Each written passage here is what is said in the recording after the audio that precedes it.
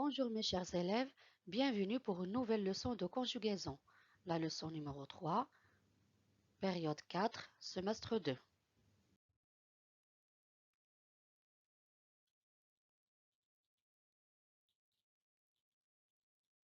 Afin d'assurer la continuité de leçon, je vous propose de faire un petit rappel du futur. Alors, le futur est un temps qui appartient à l'avenir. C'est pour exprimer une action qui ne s'est pas encore produite et qui va se produire dans l'avenir. C'est-à-dire pour exprimer une action qui ne s'est pas encore déroulée et qui va se dérouler dans le futur, dans l'avenir, plus tard. Voici quelques mots qui introduisent le futur. Demain, tout à l'heure, bientôt, plus tard, dans un instant, le mois prochain, l'année prochaine, dans quelques années et encore d'autres. Alors, ces mots qui introduisent le futur, on peut les appeler aussi les indicateurs du temps. Il y en a pour chaque temps, le futur, le passé, le présent. Ici, ce sont seulement des indicateurs pour le futur. Pour former le futur des verbes du premier groupe, il suffit de prendre le verbe à l'infinitif et d'ajouter la terminaison du futur. Les terminaisons sont e, ai, a, as, a, on, ons, ez, on, ent. Alors je prends le verbe à l'infinitif, je le laisse tel qu'il est, je ne supprime pas le er comme le présent. Comme je l'ai dit, je le laisse tel qu'il est et j'ajoute la terminaison et ça nous donne le futur. Exemple, pour le verbe parler. Je parlerai, alors regardez bien ici, parler, il est à l'infinitif. J'ai gardé le ER, je n'ai pas supprimé le ER et j'ai ajouté la terminaison du futur qui est en bleu. Je parlerai, tu parleras, il, elle, on parlera. Nous parlerons, vous parlerez, ils, elles parleront.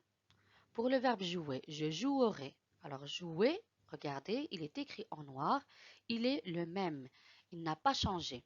Et j'ai ajouté la terminaison qui est en bleu. Je jouerai, tu joueras, il, elle, on jouera, nous jouerons, vous jouerez, il, elle joueront. Pour le verbe ranger, je rangerai, tu rangeras, il, elle, on rangera, nous rangerons, vous rangerez, il, elles rangeront.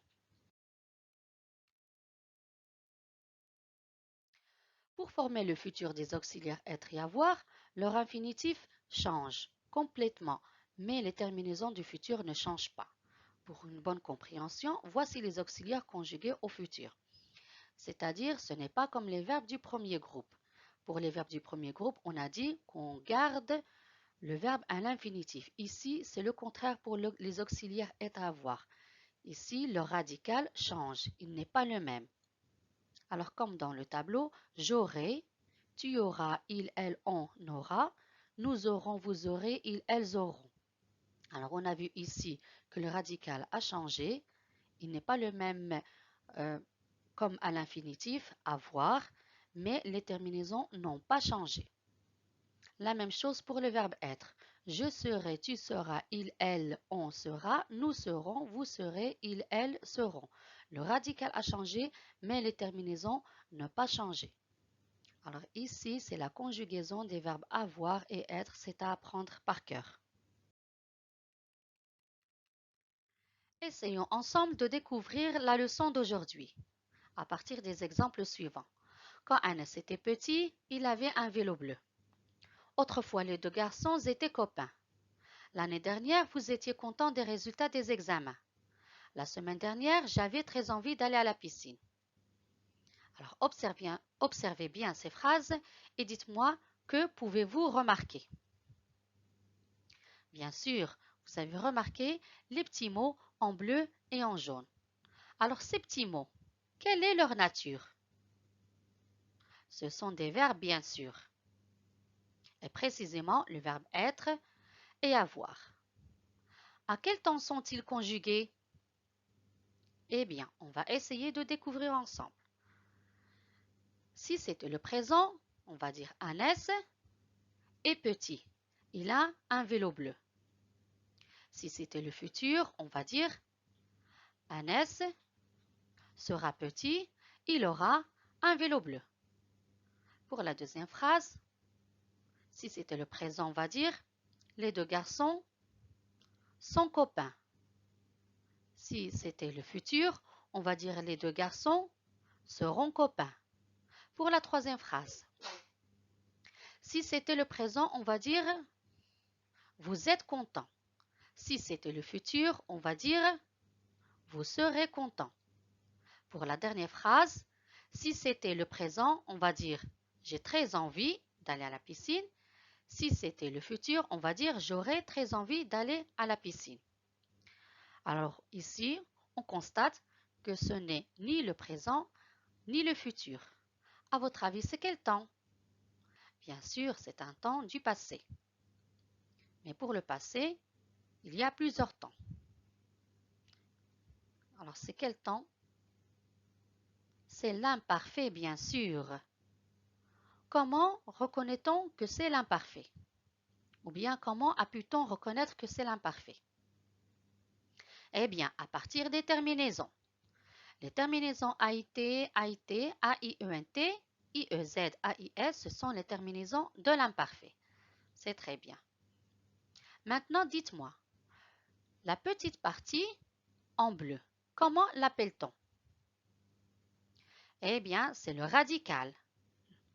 Et, c'est le radical du verbe être. Have, c'est le radical du verbe avoir. Bravo, c'est très bien. Mais il y a deux petites choses que vous devez retenir. On remarque qu'au début de chaque phrase, il y a une expression qui introduit l'imparfait. Quand Anas était petit, je peux dire quand mon frère était petit, quand ma sœur était petite, ou bien quand j'étais petit. C'est une expression qui introduit l'imparfait, c'est-à-dire ce sont des expressions qui nous aident à comprendre que la phrase est un imparfait ou bien au passé, parce que tout simplement l'imparfait appartient au passé. Autrefois, l'année dernière, la semaine dernière, sont aussi des expressions qui nous aident à comprendre que c'est le passé ou bien l'imparfait. On distingue également que les verbes sont composés d'un radical et d'une terminaison. Les radicales sont les mêmes pour chaque verbe, mais les terminaisons changent en fonction du sujet. Alors, le radical qu'on a vu est, pour le verbe être et have pour le verbe avoir, ne change pas, mais les terminaisons changent.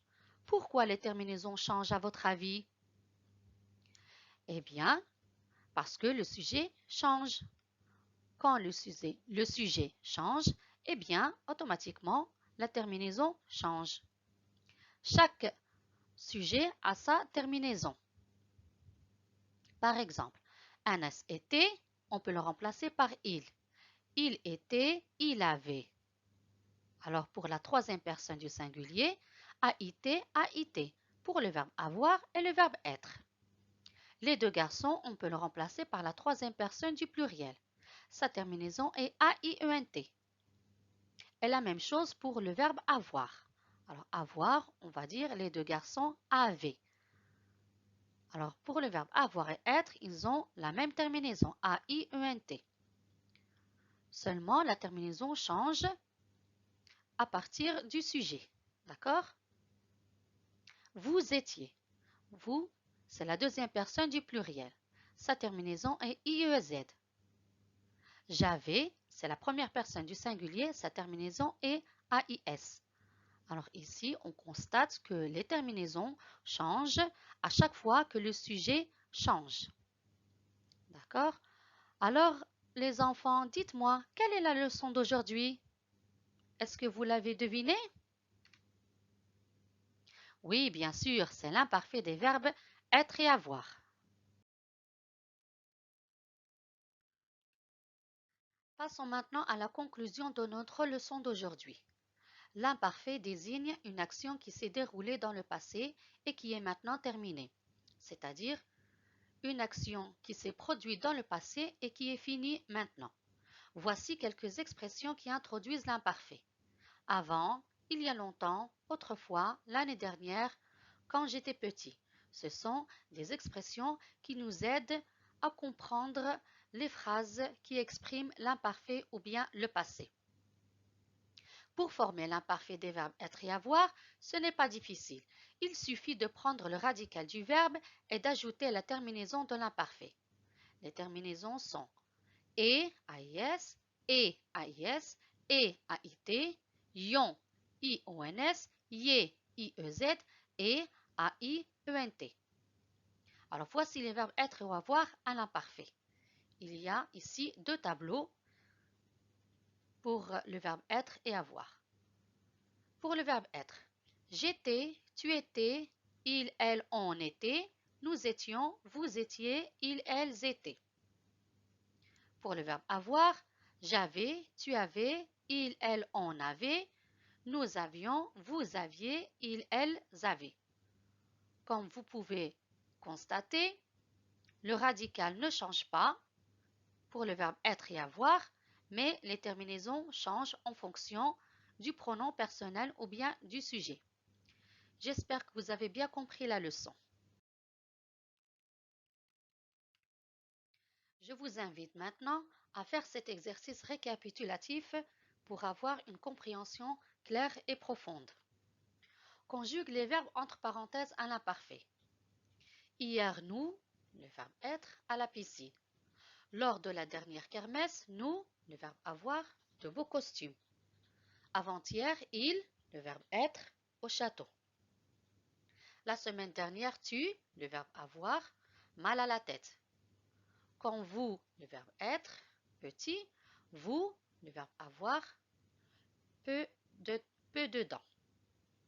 Alors, essayez de conjuguer ces verbes à l'imparfait.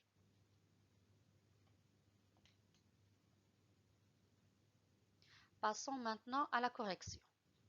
Hier, nous, le verbe être, nous étions à la piscine. Lors de la dernière kermesse, nous avions de beaux costumes. Avant-hier, ils, la troisième personne du pluriel, ils étaient au château.